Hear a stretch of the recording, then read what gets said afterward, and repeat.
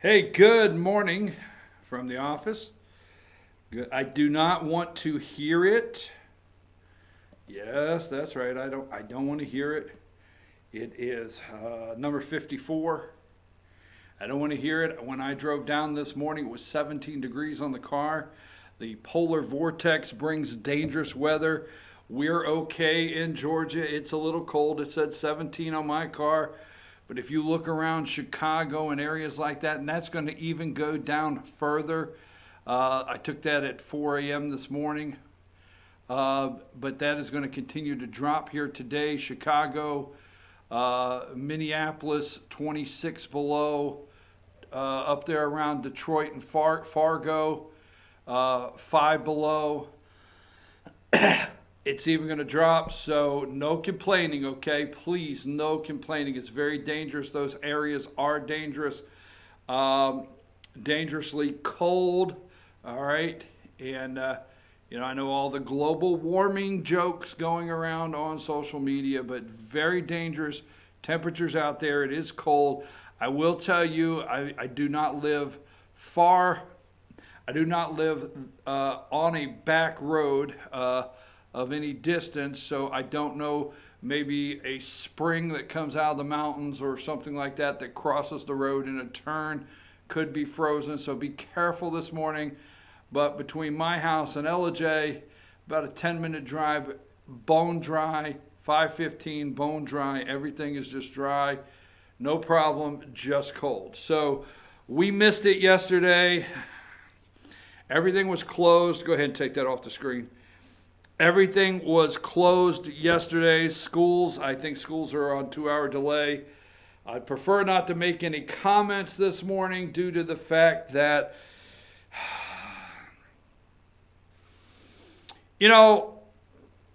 these weather models, okay, and these satellite models and the technology of 2019 can't tell me in Georgia. It seems to be they never can tell me in Georgia. Now, have we had some snow emergencies in the last several years? Yes. But it seems like Georgia's weather model is set up to fail, okay? It must be. I can't remember the last time that the weather models in Georgia that they really got it correct. Now, these are the people that want me to believe in the atmospheric changes. These are the people that want me to believe in the science of global warming and so on and so forth. These are the same people that want me to believe all kinds of things. And they have Doppler radar. They have every radar. They have sonar. You name everything they have, and they seem to continue to miss the mark. And I wonder why. We have emergency management centers. I mean, you get text messages from your county's emergency management center. We have Peachtree Weather Center, emergency management centers everywhere. Government money flying everywhere. I mean, there are weather models in every county, and everywhere there's an emergency. You get a text, you get a phone call, you see it on Facebook. All of your counties are putting out from their emergency management, big-time government agencies in your county. It's times like yesterday. You should really step in just a little bit into your local county government and look and listen to how much money you have invested in these emergency management centers to track this dangerous weather pattern. Just saying. So yesterday, everything is closed. Your courthouse is closed. So that means your cities are closed in North Georgia. Your schools are closed. Any extracurricular activities, nothing. No basketball, no meetings of any kind, government meetings, no banquets, nothing. Everything's closed. I wonder when the polling data will come out to show us what the government shutdown yesterday cost us here in the private sector. Wonder when that data will be run across the bottom of all of the screens. Okay, so I said that. It's over. Yes, it's over. Call it a day. All right, what I have here on the desk is the Valentine's Day basket. I asked them nicely not to get me involved. I did. I said, don't get me involved. Don't have me promoting Valentine's Day. But, as you can see, it remains right here on the desk. This basket has over $200 worth of prizes. A $20 Carrington Coffee gift certificate there in Jasper. A $25 dinner certificate to River Street Tavern.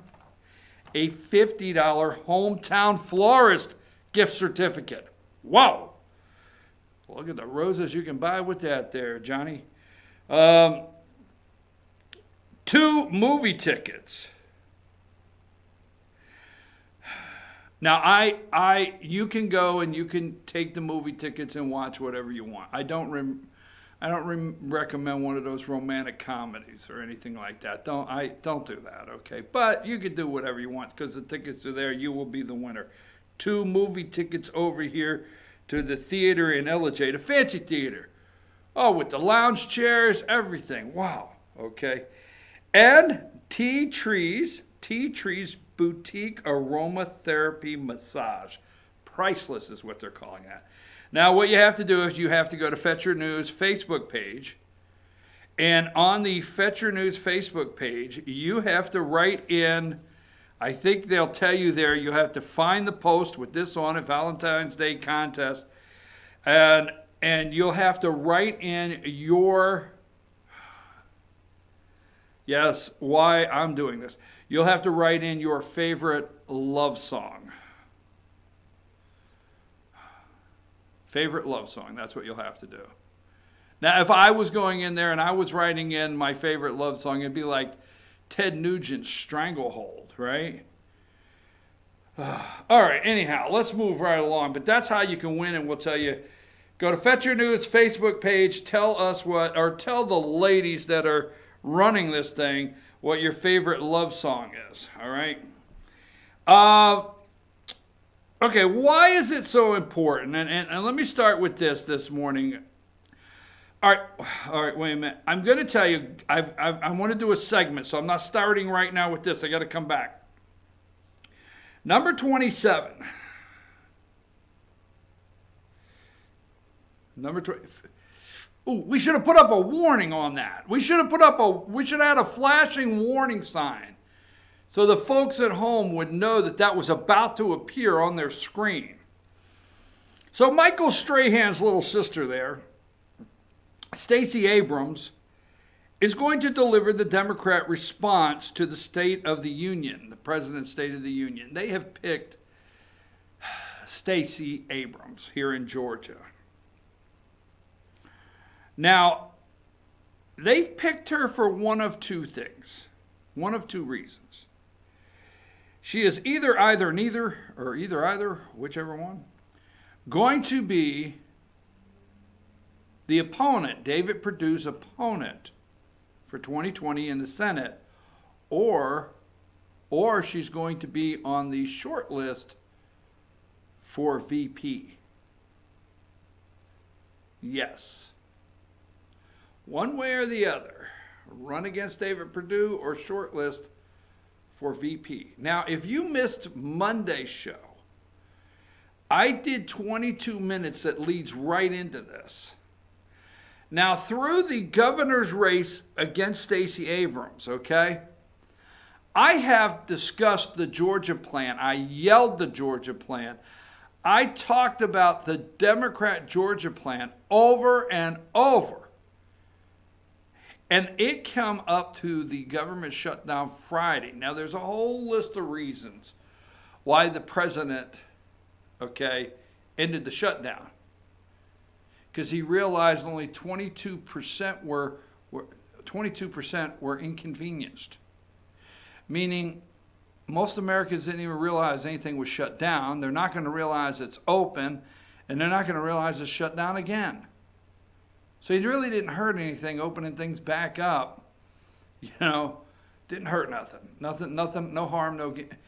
Here's part of, I gave you Monday the reasoning, and right here it is.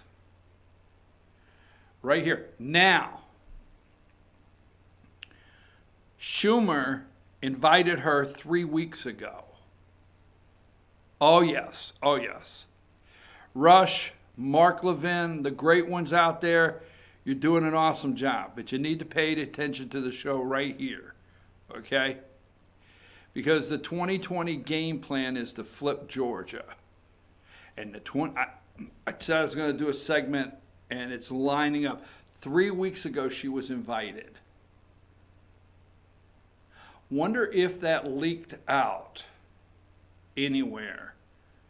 And last Friday, the president knew already that this is who would be delivering the address. And between this and the Super Bowl and David Perdue in 2020, he had to punt. No pun intended with the Super Bowl. The president had to punt. It was 3rd and 15. He had to punt. He's going to get the ball back. Anyhow, I'll do a segment on that in a little bit. Stacey Abrams delivering the response to the State of the Union address. We're going to get into great detail on that in just a minute. I'm going to tell you what I think, obviously, right? Obviously, I'm going to tell you what I think. That was a scary sight. My sincere apologies. Okay. Why do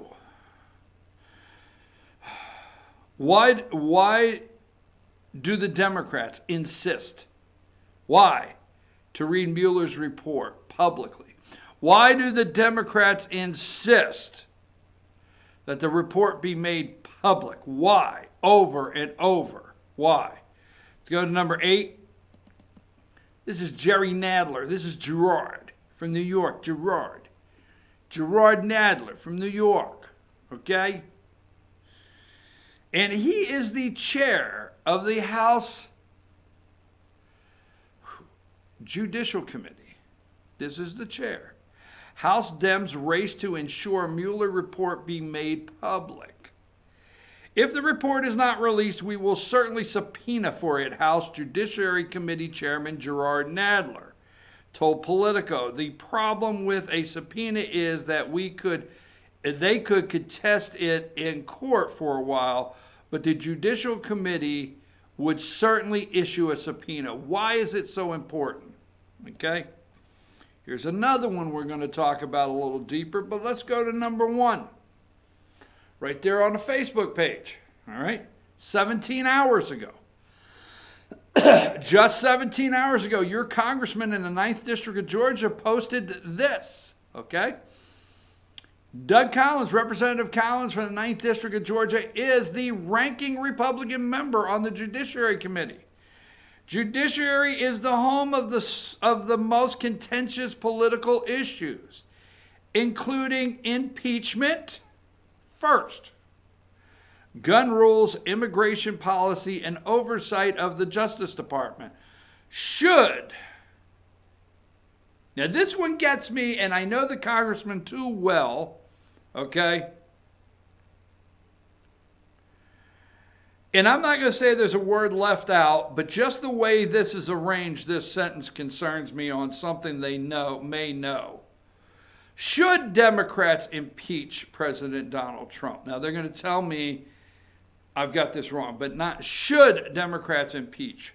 Not should Democrats attempt to impeach or whatever. Should Democrats impeach Donald Trump?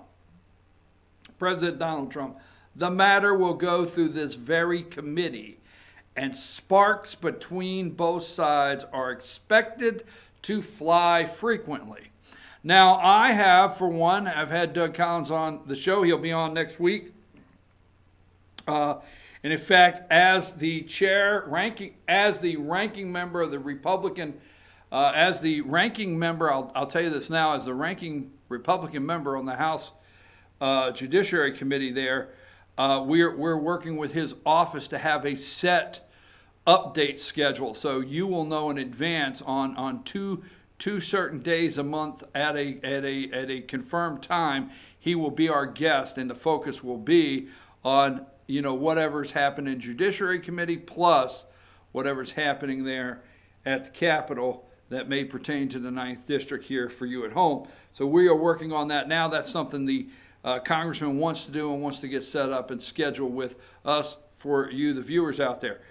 But I have brought this up. I brought this up with Congressman. If you go back and listen to Congressman Doug Collins' interviews here in the last little bit, I have brought this up several times in interviews with him, about this committee. And he never backed away from the question, because now he's coming out pretty strong with what will happen. But he just reserved his answers, waiting for Nadler to show his cards. So we have that. We're going to talk about that, because why is that so important? Now, this just cracks me up. You know this. You know this cracks me up, because the left, okay, the deep state media always has, number 5, the next one in line, okay? Crisis in Venezuela. I showed that to you yesterday. The only reason I clipped that, and I am going to keep that, is crisis in Venezuela. And that's just something I just want to remind you. The deep state media is always creating their next crisis. Always creating their next crisis. Okay? You will not hear that there's 10,000 more coming to our border from Honduras through El Salvador through Mexico. You will not hear that they are headed this way, another 10,000. To invade our southern border. You won't hear that anywhere else. But now we have crisis in Venezuela, and we'll talk about that. Now, outrage. This is my long shot, okay? You know me, I'm always good for a long shot. Okay. Outrage over this guy. I believe the media is setting you up once again. And don't take that wrong. I believe you're being set up once again, and with these two particular people. Number 39. All right. Now, Kamala Harris has come out and said, scrap all the private health insurance carriers. Scrap them all. We're going to go with we're going strictly with the government health care. And Schultz here, Harris health care plan, not American, okay? So he is claiming to run, this former CEO. Maybe he's on book tour. He may be running, okay, as a, maybe running as an independent. And you got number 40 here, Bloomberg, all right, that wants to run as a Democrat. Bloomberg dismisses Harris's health care plan. Michael Bloomberg, he dismisses. Now, what do these two have in common, and why is the polling coming out in favor of these socialistic ideas of what people, let's see,